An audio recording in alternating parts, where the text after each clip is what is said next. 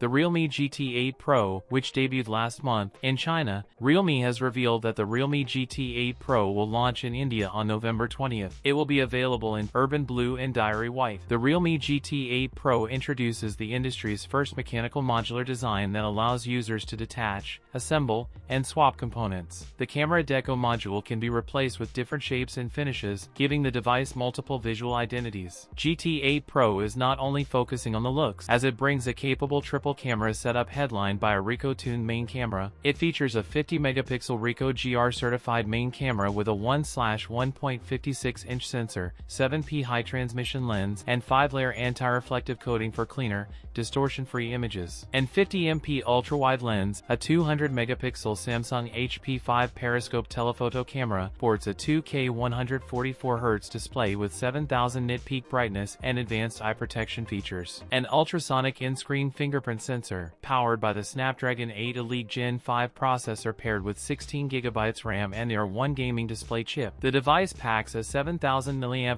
battery with 120W wired and 50W wireless charging support, and bypass charging. That's it for today's video. If you enjoyed it, don't forget to like, comment, and subscribe for more content. Thanks for watching, and I'll see you in the next one.